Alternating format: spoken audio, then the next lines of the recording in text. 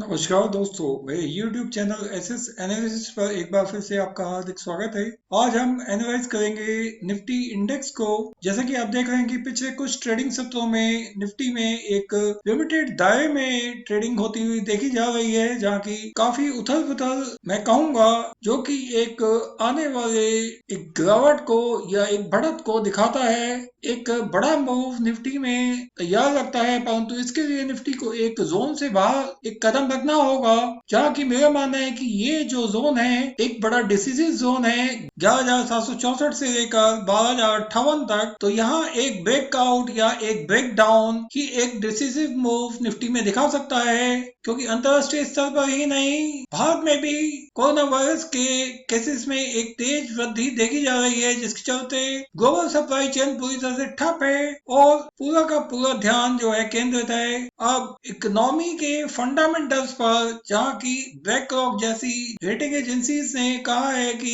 Equity markets में यदि गिरावट होती है तो सबसे ज्यादा जो गिरावट देखी जाएगी वो इमर्जिंग मार्केट्स में देखी जाएगी। वहीं मेरा मानना है कि यदि इन स्तरों से इक्विटी बाजारों में गिरावट का दौर शुरू होता है तो हम एक बड़ी गिरावट निफ्टी में भी देख सकते हैं, जहाँ की निफ्टी को जो इमीडिएट सपोर्ट है वो 11,764 का है। अब देखना है कि निफ्टी किस ओर कदम लेता है, क्योंकि आप यहाँ देख रहे हैं कि एक डेली चार्ट में जो इमीडिएट सपोर्ट है ये 9 डेज मूविंग एवरेज का है, जो कि 11,840 पर है अभी। तो ये देखना है कि आने वाले हफ्ते में क्या निफ्टी 11,840 की सपोर्ट को बचा पाएगा या नहीं, क्योंकि हमने पिछले कई ट्रेडिंग सत्रों में निफ्टी को इस स्तर पर सपोर्ट करते हुए देखा है। तो मैं आपको इसको जूम करके दिखाना चाहूंगा। तो यहाँ आप देख रहे हैं कि निफ्टी ने किस प्रकार एक बड़ा डाउनवर्ड मूव दिखाया था 15 अक्टूबर को, जहां की निफ्टी में एक बड़ी गिरावट देखी गई 12,021 के लेवल से, जहां की निफ्टी ने एक लो लगाया था 11,663 का। उसके बाद निफ्टी एक लिमिटेड दायरे में ट्रेड कर रहा है, जहाँ की पहले उसे 9 डेज मूविंग एवरेज पर एक टफ रेजिस्टेंस देखने को मिला 16 अक्टूबर को। उसके बाद निफ्टी ने इस स्तर को तो पार कर लिया और लगातार इसके ऊपर अपनी स्थिति को बनाए हुए है, जबकि एक डाउनवर्ड मूव फिर से निफ्टी ने दिखाया था 21 अक्टूबर को, जहाँ की निफ्टी नीचे 11,782 तक आ गया था, परंतु यहाँ से हमने एक तेज रिकवरी देखी। तो ये एक पहला सिग्नल था 21 अक्टूबर को कि निफ्टी में अभी भी बाइंग कंटिन्यू है, जहां की निफ्टी को इस स्तर पर यानी 11,840 पर कुछ सपोर्ट मिलता हुआ दिखाई दे रहा है, परंतु कमजोरी अभी भी जस की तस है, क्योंकि यूएस मार्केट्स में जो इकोनॉमिक स्टिमुलस के चलते एक तेज बढ़त हमने देखी थी पिछले कई ट्रेडिंग सत्रों में, जिसके चलते भारतीय मार्केट्स में भी ये बढ़त हमने कायम रहते हुए देखी थी। आप देख सकते हैं कि यहाँ 25 सितंबर से एक बढ़त का दौर निफ्टी में जारी रहते हुए देखा गया था 10,717 के स्तर से, जबकि पिछले कुछ ट्रेडिंग सत्रों में सितंबर के महीने में हमने एक तेज गिरावट निफ्टी में लगातार जारी रहते हुए देखी, जहाँ की हमने निफ्टी को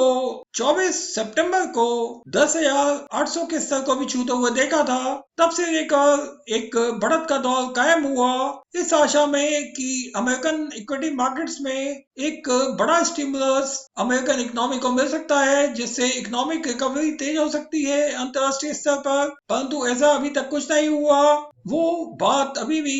एक लंबे समय तक के लिए टाल दी गई है, जहाँ की मुझे लगता है कि अमेरिका में जो इलेक्शन होने वाले हैं 3 नवंबर को, उससे पहले वहां कोई भी उम्मीद मैं नहीं करता कि कोई स्टिमुलस आएगा, जिसके चलते हमें विश्व के सभी इक्विटी बाजारों में मंदी का दौर फिर से एक बार देखने को मिल सकता है। तो यहाँ मेरा मानना है कि यदि निफ्टी ने आने वाले हफ्ते में यानी 26 अक्टूबर से जो हफ्ता शुरू हो रहा है, यदि 9 डेज मूविंग एवरेज के नीचे एक कदम रखा यानी 11,841 के, तो फिर देखना होगा कि क्या निफ्टी 11,764 के स्तर को बचा पाता है या नहीं, और इस स्तर के नीचे एक सस्टेनेबल मूव निफ्टी को इस स्तर तक धकेल सकता है, यानी इचिमुक क्लाउड के अपर एंड तक, यानी 11,432 तक यहाँ निफ्टी आ सकता है, क्योंकि जो एक डेली टाइम फ्रेम का सपोर्ट है वो 11,407 पर है। तो यहाँ आने वाले हफ्ते में निफ्टी में काफी वॉलेटिलिटी देखने को मिलेगी, और वही मेरा मानना है कि निफ्टी में एक अपवर्ड मूव भी हमें देखने को मिल सकता है, यदि निफ्टी ने 9 डेज मूविंग एवरेज के स्तर को डिफेंड कर लिया पहले 2 ट्रेडिंग सत्रों में, तो यहाँ निफ्टी में एक तेज बढ़त निफ्टी को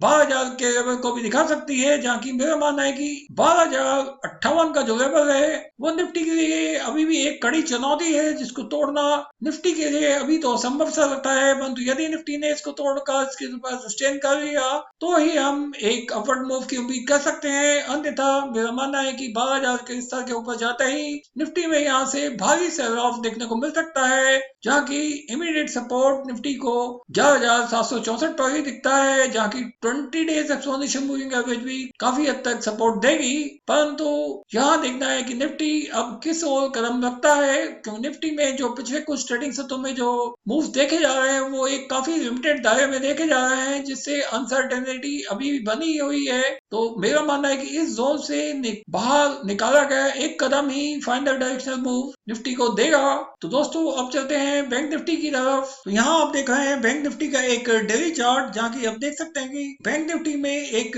डेली चार्ट में एक बुलिश क्रॉसओवर फॉर्म हो चुका है, जहाँ की 200 डेज एक्सपोनेंशियल मूविंग एवरेज ऊपर आ गई है 200 डेज मूविंग एवरेज के, और वहीं 20 डेज एक्सपोनेंशियल मूविंग एवरेज भी क्रॉस करने की कोशिश कर रही है 200 डेज मूविंग एवरेज को, जो कि एक बुलिश सिग्नल है, जिसका कि इम्पैक्ट हमने ऑलरेडी पिछले कुछ ट्रेडिंग सत्रों में देखा बैंक निफ्टी में, जहाँ की आप देख सकते हैं कि 16 अक्टूबर से बैंक निफ्टी ने इस तरह को एक सपोर्ट के रूप में लिया, जहाँ की आप देख सकते हैं कि बैंक निफ्टी ने 23,000 के लेवल को एक अच्छा बेस बनाया, और उसके बाद से बैंक निफ्टी में एक बढ़त का दौर कायम हुआ, जहाँ की बैंक निफ्टी अभी 24,743 पर एक रेजिस्टेंस देख रहा है पिछले 3 ट्रेडिंग सत्रों में, जहाँ की हमने शुक्रवार को